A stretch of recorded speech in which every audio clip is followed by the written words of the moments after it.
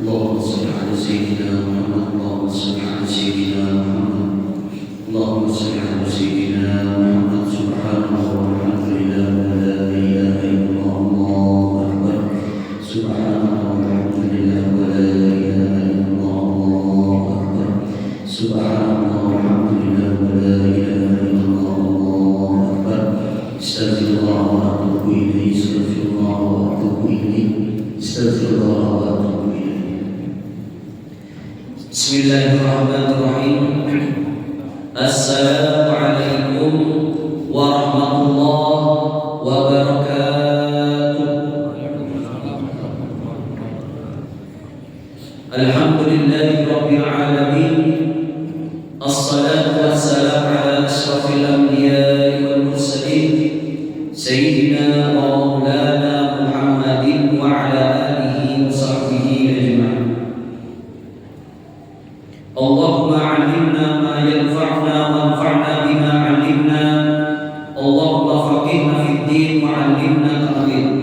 Allahumma zidna 'ilma warzuqna fahma. Allahumma iftah lana futuhal 'arifin. Allahumma barik lana fi syahri Rajab wa Sya'ban wa ballighna fi syahri Ramadan. Rabbi shrah li sadri wa yassir li amri wahlul 'uqdatam min lisani yafqahu qawli. Qala al-musannif rahimahullahu ta'ala wa nafa'ana bihi wa bi'ilmihi fi daraini amin ya rabbal alamin. Berkata pengarang kitab Riyadhus Shalihin Imam Muhyiddin Abu Zakaria Yahya bin Syaraf Al-Imam An-Nawawi bisanadi dengan sanadnya sampai ke Rasulullah SAW. Masuk kita ke bab yang baru, bab ke-22. Bab yang ke-22 babu fin nasihah. Kalau bab yang sebelumnya bab ke-21 sudah selesai kita membaca bab ta'awun saling tolong-menolong dalam kebaikan. Masuk kita bab selanjutnya babu fin nasihah. Bab dalam nasihat. An-nasihah artinya nasihat. Asal katanya nasohat. A'udzu billahi minasy syaithanir rajim. Ya ayyuhalladzina amanu tubu taubatan nasuha. Wahai orang-orang yang beriman, bertobatlah kalian dengan taubat nasihat. Tak paham ayatnya karena tak tahu artinya. Apa artinya nasoha? Nasoha itu bahasa Arab artinya menyaring madu. Madu masuk ke hutan. Di hutan itu nanti ada yang mengincar madu sarana sangat besar, dinaiknya oleh paman-paman itu di Jawa. Berapa tingginya? 50 meter. Tahu dari mana? Karena paman itu membawa tali pancing. Tali pancing itu 50 naik, 50 turun. Jadi jaraknya pohon itu 50 meter ke atas. Sampai atas tadi ditatapnya sarang lebah itu sebagian, kemudian digugurakannya di dalam karung di bawah. Sampai bawah yang dilakukan paman-paman madu tadi. Disaringnya madu itu hingga nanti yang di atas itu tersisa apanya Pak? Kotoran-kotoran, lilin, anak lebah, ratu lebah, tangkai-tangkai, daun, sisanya yang di atas itu yang disaring. Kemudian yang jatuh ke bawah apa? Sari pati murni madunya itu yang dijual. Dalam bahasa Arab menyaring madu itu adalah nasohat. Apa pula ini? Apa pula ini maksudnya nih? Bab nasihat nih. Maksudnya nasihat itu adalah, kembalikan ke definisinya, dalam menasehati orang itu kita harus mengeluarkan sampah-sampah, noda-noda, kotoran-kotoran yang ada pada orang. dan juga yang ada pada diri sendiri. Dalam menasehati atau dinasehati, kita harus mengeluarkan kotoran-kotoran yang ada. Nah, itu maksudnya nasihat. Jadi nasihat itu menyaring mani. Seperti biasa memasuki bab baru, Imam Nawawi mengajarkan manhaj dalam belajar. Apa manhaj itu Pak? Bahasa Indonesianya metode. Metodenya judul ayat Quran baru masuk ke hadis. Kita masuk ke ayat Al-Quran. Qala ta'ala a'udzu billahi minasy syaithanir rajim. Ustaz turun membawa kitab Pak Ustaz, tapi kan dari sini ta'awud tulisannya. Biasakan siapapun nanti mahasiswa yang ikut pengajian ini nanti menyebarkan pengajian lagi, mengajarkan pengajian, baca Quran meskipun tidak tertulis, baca dulu ta'awud. A'udzu billahi minasy syaithanir rajim. Innamal mu'minuna ikhwah. Innama itu artinya hanya, only. Mukminun, orang-orang beriman ini, hanya orang-orang beriman ini ikhwah, saudara. Dulur. Nek coro-jore dulur, saudara. Setelah membaca ayat surah Al-Hujurat ayat 10 ini, pulang-pulang bapak-bapak di sini diteror orang. Saya tadi dengar pengajian, hanya orang-orang beriman yang bersaudara. Parah, agamamu agama eksklusif, agama rasis. Yang bersaudara cuma Islam saja. Kami non-Islam bagaimana? Bukan saudara kalian. Ayat ini sebetulnya artinya bersaudara di akhirat. Maksud ayat ini karena dia tidak tahu tafsirnya, bingung menjawabnya tadi.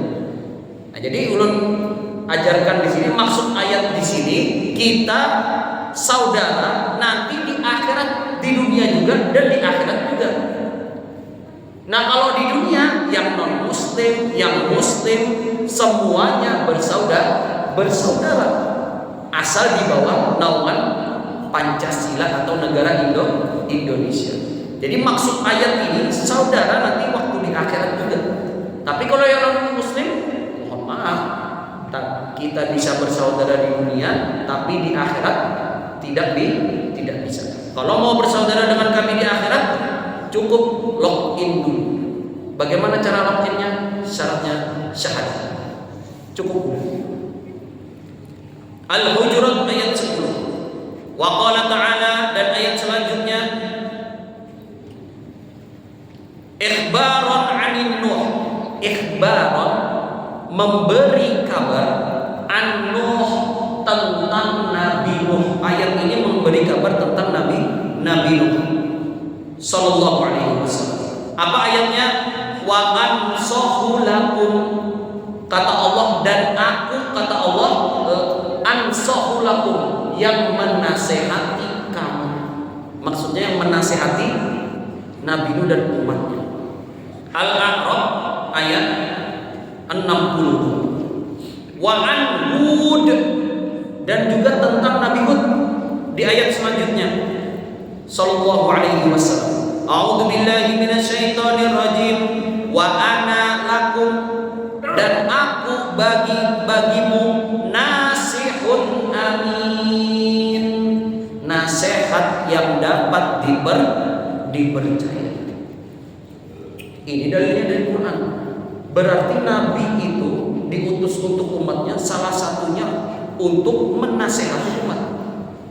Di ayat pertama, innamal mu'minuna ikhwah. Kita ini umat Islam ini semua bersaudara. Karena bersaudara, nasihati mereka. Meskipun kawan dari SD, dari SMP, SMA, kawan di masjid, kawan pengajian, sama-sama kawan baca Quran, kalau ada salah, nasihati. Mohon maaf, kadang kawannya ini salah, tapi kadang wani menasihati. Kenapa? Takut menyayat hati teman. Jangan. Kalau memang betul-betul teman sejati, nasihati. salah bro, jangan digawe lagi, ini salah. Isuk-isuk jangan lagi, dinasehati. Banyak orang itu saking dekatnya tak mau menasehati. Padahal bukti saudara umat Islam itu bersaudara dengan nasihat. Al-A'raf ayat 68. Wa ammal ahadisu, masuk kita ke hadis-hadis Nabi. Fal awwalu, hadis yang pertama dari bab 22. Kalau hadisnya dari awal kita membaca hadis yang ke-181. Yang membuka HP, yang ada kitabnya bisa dicek hadis ke-181. An Abi Ruqayyah, dari Abu Ruqayyah. Siapa nama beliau? Tamim bin Aus Ad-Dari radhiyallahu anhu. Allah meridhai sahabat Tamim bin Aus. Anna Nabiyya sallallahu alaihi wasallam, sesungguhnya baginda Nabi Muhammad sallallahu alaihi wasallam bersabda, apa kata Nabi? Ad-dinu an-nasihah. Apa kata Nabi, Pak? Ad-dinu an-nasihah. Agama itu adalah nasihat. Agama Islam itu sebetulnya isinya nasihat. Kulna, para sahabat berkata, kami para sahabat berkata, liman ya Rasulullah, untuk siapa nasihat itu wahai Rasulullah? Apa kata Allah? Kata Rasulullah, qala, Nabi bersabda, lillahi, untuk Allah. Hadis ini membingungkan Ustaz. Ulun saja yang memperhatikan bingung Ustaz. Maksudnya hadis ini agama itu nasihat untuk siapa? Untuk Allah. Bingung saya Pak Ustaz. Yang memperhatikannya aja bingung, apalagi yang makan untung. Nasihat ini untuk siapa Pak Ustaz?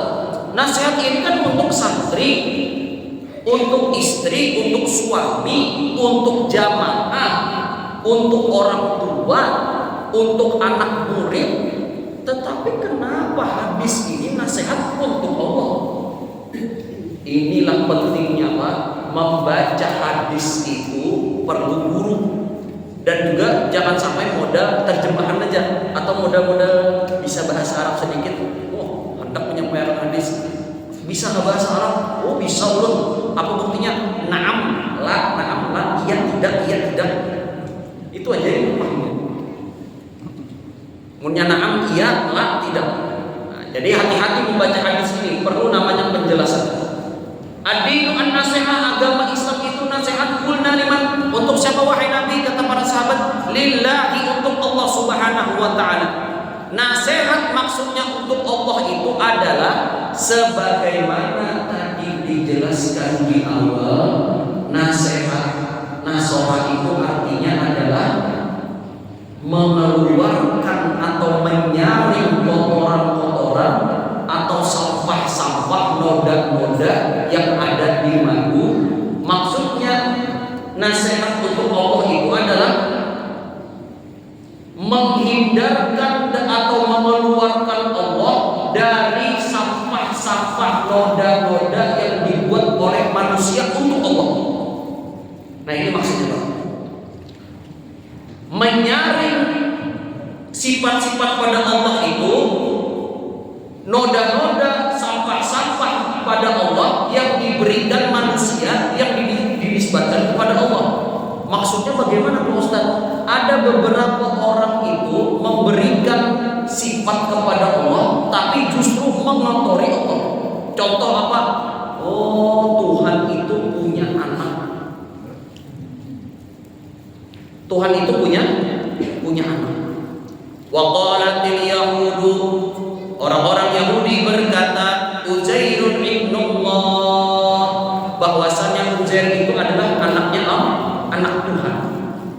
Wa qalatil nasara, dan orang Nasrani berkata, Al-Masihu ibnullah, Masih Isa Al-Masih itu adalah anak Allah. Ini semua ditepis dengan cara nasihat tadi. Ini maksudnya baik. Nasihat itu untuk Allah, apa maksudnya? Maksudnya menyaring sifat-sifat noda-noda sampah-sampah yang diberikan oleh manusia kepada Allah, supaya Allah itu betul-betul murni. Ini yang disebut dengan tauhid. Berapa banyak keyakinan-keyakinan orang itu merusak adanya Tuhan ini. Makanya alhamdulillah ulama-ulama mazhab Asy'ari itu memberikan ilmu kepada kita tentang tauhid. Akhirnya muncullah sifat 20. Apa fungsinya sifat 20 ini? Untuk menepis pemahaman-pemahaman agama lain, supaya Allah itu betul-betul murni Tuhan. Ini banyak sekali kadang itu memberikan sifat-sifat yang bukan sifat Tuhan, diberikan kepada Allah Subhanahu wa taala. Apa tadi Ustaz dengarnya Ustaz? Sifat 20. Allah tuh sifatnya banyak Pak Ustaz, bukan 20. Yang bilang sifat Allah cuma 20 siapa? Dalam ilmu tauhid itu sifat 20 ini bukan Allah cuma punya sifat 20. Sifat Allah banyak. Tapi yang sifat 20 ini digunakan untuk menepis pemahaman agama-agama yang salah. Contoh, ada namanya filosof Jerman, namanya Friedrich Nietzsche. Kalau saya tidak salah, Friedrich Nietzsche, seorang filosof Jerman. Beliau mengatakan Tuhan itu pernah ada, tapi sekarang sudah tidak ada. Tuhan itu pernah ada dan sekarang sudah tidak ada. Kira-kira dari sifat 20 yang mana yang bisa menepis perkataan filosof Jerman ini, Pak? Kadusa Bapak, turun menakuni kameramen aja. Menakuni kameramen aja. Dari sifat 20 yang mana yang menepis perkataan filosof Jerman tadi? Allah wujud qidam baqa mukhalafatul lil hawadisi qiyamu bi nafsi. Dari 5 saya sebutkan tadi ada sudah. Berarti sifat ketiga baqa. Allah itu baqa, tidak ada habisnya, kekal. Kalau yang lain di dunia makhluk ini habis semua, tapi Allah baqa, kekal. Ini yang menepis perkataan filosof Jerman ini. Allah itu sudah tidak ada. Kata siapa? Allah itu punya sifat baqa. Jadi sifat 20 ini digunakan untuk menghalau pendapat-pendapat pemahaman barat tentang Tuhan. Tapi kenapa orang barat itu kebanyakan mereka lebih percaya tentang filosof? Ini awal kehancuran orang barat. Awal kehancuran orang barat ini karena mereka mempercayai filosof, tidak mempercayai tokoh agama. Tapi ada sebabnya pula, Pak. Kenapa di barat itu tokoh agama kada dipercaya? Karena dulu ada sejarah kelam para tokoh agama ini makal. Ada bukunya The Dark History of lupa judulnya. The Dark History, cari aja di Google, Pak. Dark itu gelap, history itu sejarah gelap tentang pemuka agama di barat itu. Mereka itu kenapa makal? Uang-uang jamaah itu diambilnya, banyak yang memanfaatkan agama. Akhirnya apa? Orang barat itu tidak percaya lagi dengan tokoh agama. Mereka lebih percaya dengan filosof. Padahal filosof ini sama-sama ada beresnya juga. Contoh Friedrich Nietzsche tadi yang saya sebutkan itu meninggalnya gara-gara apa? Sifilis. Apa sifilis, Pak? Raja singa. Kenapa? Saking bebasnya dia berkelakuan, akhirnya meninggal gara-gara sifilis. Ini parahnya. Awal hancurnya orang barat itu karena percaya dengan filosof. Jadi kenapa nasihat itu untuk Allah? Supaya kita ini menyaring kotoran-kotoran sampah, supaya Allah ini tidak ternodai dengan sifat-sifat seperti makhluk. Ini maksudnya. Jadi kawakan bapak-bapak di sini kalau ditakuni, Pak, ad-dinu an-nasihat. agama Islam itu nasihat. Untuk siapa? Untuk Allah. Apa maksudnya untuk Allah, Pak? Ya untuk Allah. Agama itu nasihat untuk Allah. Nggak usah banyak nanya dong. Kalau itu berarti dia belum belajar. Kalau sudah belajar paham maksudnya. Kemudian selanjutnya wali kitabihi. Tadi yang pertama nasihat itu untuk Allah, sekarang untuk kitab-kitab Allah. Apalagi maksudnya nih Ustaz? Nasihat untuk kitab-kitab Allah. Maksudnya kitab-kitab Allah ini, nasihat untuk kitab-kitab Allah ini kita disyariatkan, dianjurkan untuk mempelajari Al-Quran, mengajar Al-Quran, mengetahui tajwidnya, paham maknanya, memahami artinya, dan mengamalkan Al-Quran. Ini maksudnya nasihat itu untuk kitab-kitab Allah. Karena Al-Quran ini tahapnya kita ada 5, Pak. Tahapnya ada 5. Yang pertama kita mendengarkan dulu, dengar dulu. Oh ternyata bacaan Al-Quran seperti ini. Oh bacaannya Syekh Surem seperti ini, Syekh Sudes seperti ini. Oh Syekh siapa lagi? Ustaz Mabrur bacaannya seperti ini. Ustaz Hamid, Ustaz Faisal, oh bacanya seperti ini. Dengar dulu. Kemudian yang kedua, tahap kedua, belajar dia. Alhamdulillah di sini ada pelajaran Al-Quran. Belajar baca. Ada nun mati bertemu qaf, dibacanya apa? Ikhfa min qab. Oh seperti itu, belajar. Kemudian kalau sudah paham maknanya, amalkan. Sudah amalkan, baru sebarkan pemahaman Al-Quran. Seperti itu, Pak. Makanya kita ini perlu belajar Al-Quran itu, bacaan Al-Quran.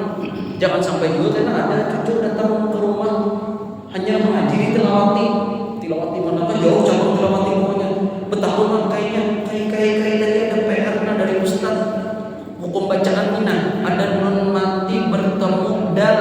Apa hukum bacaan dari Ustaz? Kayak apa bacaan hukum bacaan ini kayak ujar kayaknya. Sebanyak akun di kami. Takut ini main kami kalau mau ngaji juga ya. Nah, sama aku punya baik. Jadi penting juga kita nih belajar mengaji. Kenapa? Untuk kita paham tentang Al-Quran, bisa mengajarkan anak cucu kita. Kemudian yang selanjutnya, agama itu adalah nasihat untuk siapa? Wali rasulihi. Nasihat untuk Rasul. Maksudnya untuk Rasul itu apa? Kita mengenal Rasul. Yang pertama dulu kita mengenal Rasulullah. Kalau sudah mengenal Rasulullah, timbul namanya cinta. Kalau sudah timbul rasanya cinta, baru kita belajar hadis-hadis Nabi, hadis-hadis Rasul. Kemudian kalau sudah kita belajar, kita amalkan. Kalau sudah kita amalkan, kita sebarkan ke keluarga dan kerabat terdekat kita. Seperti itu nasihat itu maksudnya. Agama itu nasihat untuk Rasulnya. Kemudian sama wali a'immatil muslimin. Agama itu nasihat wali a'immatil muslimin untuk pemimpin umat Islam. Apa maksudnya nasihat untuk pemimpin umat Islam ini? Menunjukkan yang hak. Yang hak itu Pak Ustaz, yang betul. Hak itu artinya betul. Ulun Pak Ustaz, bini ulun minta tukaran sepatu hak ya. Tinggi, lain artinya pulang tuh. Maksudnya menunjukkan yang hak ini adalah menunjukkan yang betul kepada pemimpin. Ini catat betul-betul Pak. Kalau ada pemimpin itu salah, tunjukkan yang betul. Jangan sampai dia takut untuk menunjukkan betul. Tapi ada levelnya. Fa illam takun wa idza ra'a minkum munkaran, kalau kalian melihat kemungkaran, falyughayyir biyadihi, maka ubahlah dengan tangan kalian. Fa illam yastati, kalau belum bisa, fa bilisanihi, dengan lisannya. Faman lam yastati, kalau belum bisa, fa biqalbihi, maka dengan hati. Berarti kalau ada pemimpin di sini salah, betul kan? Nasihati, jangan berdiam aja. Karena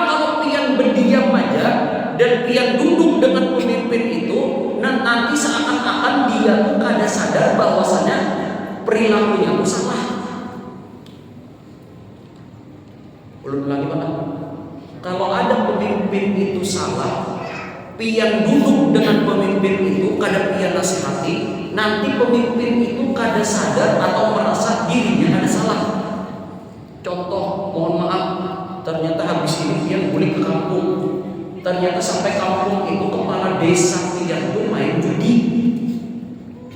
Duduk pian lawan kepala desa tadi, kada pian nasihati. Akhirnya apa? Kepala desa tadi kada merasa ini salah. Kenapa? Semalam aku duduk dengan Ustaz Faisal. Ustaz Faisal kan memadahi aku salah. Berarti muncul aja aku lebih judi. Nah, ini bang akhirnya baik karena ada yang memadahi itu. Jadi siapapun ketuanya, siapapun pemimpinnya, kalau itu salah, betulkan, tunjukkan yang betul. Cuma terkadang salahnya orang mana Pak? Orang sini, orang sana. Orang sana makanya. Kalau ada orang itu salah, mau kada mau kan dinasihati, harus mati, hancur binasa. Nah, kalau ada pemimpin tuh salah, kada modal lagi dibaiki, kada modal lagi dinasihati, harus salah, harus mati, hancur. Nah ini yang luput, seharusnya dinasihati. Ini pemimpin apapun, semua pemimpin rumah tangga, pemimpin RT, RW, masjid, mari nasihat, kita saling menasihati. Kalau ada salah nasihati, diskusi. Karena kalau diam saja kita, akhirnya seakan-akan perbuatan yang salah itu kada sadar itu salah. Jadi ini pentingnya menasihati pemimpin umat Islam. Apalagi yang bisi kenalan parak-parak nih. Kenalan parak dengan pemimpin-pemimpin, misalnya dekat dengan Pak Prabowo misalnya, wah itu kawa tuh. Namun kawa aksesnya bisa, ada masukan-masukan, ada apa segala macam, silahkan berikan nasihat. Wa ammatihim, kemudian agama itu nasihat, wa ammatihim, dan untuk umat muslim secara umum. Apa nasihat secara umum untuk umat muslimin? Tergantung penyakitnya. Apa penyakitnya Pak Ustaz? Keperluannya. Ulun kalau misalnya ada di kayak semalam itu mengisi maulid dan juga mengisi Isra Mi'raj, ulun tanya dulu, jangan sampai judulnya umum. Kadang judulnya umum, Isra Mi'raj, membuat masyarakat idealis pemahaman Islam, bagaimana memahami Isra Mi'raj dengan betul. Ulun tanya dulu kepada ketua RT-nya, mohon maaf Pak, di sini biasanya apa yang diperlukan oleh jamaah, supaya kalau disampaikan pas ceramah tuh. Rupanya kata RT-nya, oh di sini Pak Ustaz, alhamdulillah di sini orang baik-baik, cuma kadang ada penyakit satu Pak Ustaz, buang sampahnya kadang sembarangan Pak Ustaz, lahan kosong dibuat untuk buang sampah, maka bisa ini disampaikan Ustaz kepada jamaah di sekitar sini Pak Ustaz. Jadi lu tahu penyakitnya. Ini bisa dibetulkan. Ini maksudnya nasihat untuk umat Islam. Beda-beda. Cuma kalau di sini lu belum tahu nih apa nih gejalanya. Rupanya kada ada Pak. Pinanya kada ada Pak. Aman-aman aja. Di sini tentram, damai, aman, khusyuk. Pengajian pun khusyuk Pak. Allahumma shalli ala sayyidina Muhammad. Rawahul Muslim.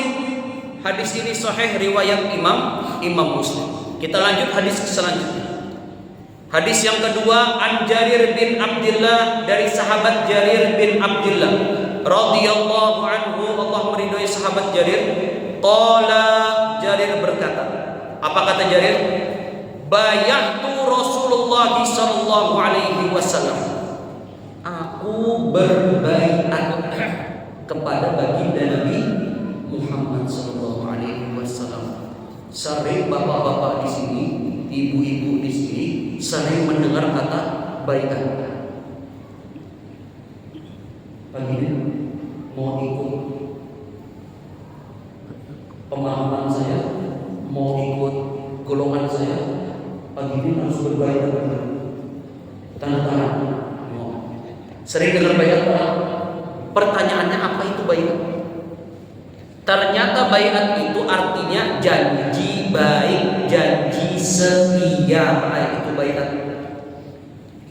Nah, di sini sahabat Jarir berbaiat kepada Rasulullah. Maksudnya berjanji kepada Rasulullah supaya apa? Ala iqamatis shalah, supaya terus-menerus mendirikan sholat. Nah, ini dia harus juga berbaiat. Lawan siapa? Lawan guru spesial ada, lawan Nabi, lawan Allah. Berbaiat ya Allah, ulun berjanji ya Allah sepenuhnya, sekuat ulun ya Allah. Ulun umur ini sudah tua ya Allah, sudah berubah, sudah umur 50, 60. Ulun kalau mau lagi meninggalkan sholat sama seperti ketika ulun berada di Allah. Mulai saat itu sudah ya Allah. Tapi kadang memahami jadi apa? Maksudnya saat berdoa dengan sungguh-sungguh ya Allah. Mulai saat ini ulun tidak akan meninggalkan sholat lagi ya Allah. Sama seperti sahabat Jarir. Jadi berbaiat itu sebetulnya tidak salah. Kadang ada orang, hati-hatilah Pak Ustaz lah, lawan jamaah yang ada di situ. Jamaah itu berbaiatnya lawan pemahaman ini Ustaz. Sebetulnya baiat itu tidak salah. Yang salah itu cuma pemahamannya kadang. Kalau baiat itu ada salah. Baiat itu janji setia. Jarir berbaiat kepada Rasulullah supaya berjanji bisa melaksanakan sholat wa ita'iz zakat, dan juga senantiasa menunaikan zakat wa nushi likulli muslim. Ini poinnya Pak yang kita pelajari. Menasehati setiap umat muslim. Berbaiat. Kalau ada umat Islam perlu nasihati. Ini yang memotivasi kita supaya kita bisa menasihati anak cucu kita. Cuma ulun guys bawahi Pak, ulun guys bawahi. Pian boleh semangat membaca ini. Oh, berarti anak muda sekarang perlu nasihat saya sebagai orang tua. Betul. Tetapi jangan pian saking semangatnya nasihat. Kalau keluarga, kalau tetangga, sahabat dekat meminta nasihat pian, baru pian nasihati. Ini kadang orang tuh kadang minta nasihat, nah kamu nasihatin aku. Nah, di kampung sudah barangnya baik, masjid sudah hidup, orang mati sudah baik, nah. Padahal orang ini kan tapi minta nasihat kawannya nih. Jadi kita lihat situasi dan kondisi. Menasihati umat Islam itu perlu dianjurkan, tapi jangan sedikit-sedikit nasihat. Kadang kalau nasihat juga membuat orang lain yang ini nasihat, yang ini nasihat. Jadi kita harus melihat situasi dan kondisi. Muttafaqun alaih. Hadis ini sahih, ada di Sahih Muslim, ada di riwayat Imam Muslim, dan juga riwayat Bukhari. Muttafaqun alaih. Kemudian kita masuk hadis yang terakhir, tinggal 4 menit lagi. Allahumma shalli ala sayyidina Muhammad. Hadis terakhir dari bab nasihat as-salis yang ketiga. An Anas radhiyallahu anhu, dari sahabat Anas. Kalau disebutkan Anas sudah pasti yang meriwayatkan Anas bin Malik radhiyallahu anhu. Allah meridhoi sahabat Anas bin Malik ini. Anin Nabi sallallahu alaihi wasallam, dari baginda Nabi Muhammad sallallahu alaihi wasallam, qala, Nabi bersabda, apa kata Nabi? La yu'minu ahadukum. La yu'minu, tidak beriman. Hati-hati bacanya. Tidak beriman berarti kafir. Bukan. Maksud la yu'minu tidak beriman di sini imannya kurang sempurna. Bukan kafir, Pak. La yu'minu kata Nabi, tidak beriman. Maksudnya imannya kurang sempurna. Bagi siapa? Ahadukum, salah satu dari kalian, hatta yuhibbu li akhihi, sampai dia mencintai, menyayangi saudaranya, ma yuhibbu li nafsihi, sebagaimana dia mencintai dirinya sendiri. Ulangi Pak. La yu'minu ahadukum, tidak sempurna keimanan seseorang sampai dia mencintai saudara-saudaranya sebagaimana dia mencintai dirinya sendiri. Penjelasannya seperti apa Pak Ustaz? Seperti ini. La yu'minu ahadukum. Seseorang itu tidak sempurna imannya kalau dia belum merasakan atau memberikan sesuatu yang dirinya suka. Contohnya bagaimana Pak Ustaz? Seperti ini. Misalnya aja Bapak. Ulun mengambil contoh dari jamaah di sini. Misalnya jamaah di sini ada yang menteraktir ketupat kandangan. Misal, pian menteraktir kawan pian ketujuh kadang ketupat kandangan tuh ketupat kandangan warak. Oh, ulun ketupat kandangan tuh ketujuh nang biwak misalnya kepalanya. Lawan namanya apa biasanya Pak? Sate itu apa namanya? Apa Pak? Jerawan kan? Nah, parutan. Ulun ketujuh parutan. Maka pian teraktir kawan pian tadi sama persis seperti yang pian suka. Ada parutannya, ada iwaknya juga. Nah, seperti itu. Cuma untuk makanan ini ada baiknya betakun dulu Bos. Pak kalau kawan kena bepantangan sekalinya. Ada makan nang parutan iwak tadi. Akhirnya bulik-bulik renyot kepala. Tapi ini penting Pak. Kenapa? Karena kata Nabi la yu'minu ahadukum hatta yuhibbu li akhihi ma yuhibbu li nafsihi. Tidak kurang sempurna iman seseorang itu sampai dia menyayangi saudaranya seperti menyayangi dirinya sendiri. Ini bisa pian praktekkan ketika pian hendak sedekah Pak. Pian hendak sedekah. Itu kesiannya tuh anak yatim tuh sorangan mengaji. Urun unjukin duit berapa yang mau unjukin duit Pak Ustaz kira-kira segan anak yatim nih takut akan pian Pak pian ketujuan hambang kanan biru atau yang hijau amun yang hijau gak mungkin pinanya nang gambaran Kapten Patimura pinanya ada ketujuh biar mau yang melihat wajah-wajah pian nih Pak meskipun senior pasti dah ketujuan hambang. Apalagi ibu-ibu di belakang nih. Nah, kalau pian ketujuh nang hambang, beri anak yatim itu nang hambang juga. Kenapa? Kita suka dengan benda itu. Nah, seperti itu. Ini bisa kita terapkan di kehidupan kita. Kalau kita ingin membantu saudara kita, bantu dengan sebaik-baiknya yang kita suka dengan hal itu. Ini pahalanya jelas besar di sisi Allah. Apalagi dalam kita memberikan nasihat kepada umat Islam. Nah, kiranya itu yang bisa saya sampaikan. Sudah masuk waktu Isya. Ada 3 hadis yang kita bahas untuk pelajaran hari ini. 1 bab tuntung juga 1 kali pertemuan ya alhamdulillah. Yaitu tentang nasihat. Kita ulangi dari awal bahwasanya setiap orang beriman itu adalah saudara bagi kita dan kita dianjurkan untuk memberikan nasihat kepada umat Islam, siapapun itu kerabat dan tetangga kita. Dan juga nasihat-nasihat itu bagaimana nanti kita memberikan nasihat tentang Allah. Jangan sampai Allah itu dirusak dengan sifat-sifat yang diberikan manusia sehingga Tuhan itu hilang sifat ketuhanannya. Jadikan Allah itu Tuhan yang Maha Esa. Itulah arti nasihat. Kemudian nasihat untuk pemimpin-pemimpin umat Islam, nasihat-nasihat untuk umat Muslim secara umum. Kemudian kita juga dianjurkan untuk berbaiat kepada Rasulullah tentang pengerjaan kita sholat dan juga zakat kita. Akan tetapi ulun garis bawahi di sini tentang baiat, jangan sampai kalau ada pemahaman biasanya torikoh, Ustaz ulun ikut torikoh ini, Ustaz ulun sudah berbaiat dengan ustaznya, boleh tidak hukumnya Pak Ustaz? Boleh.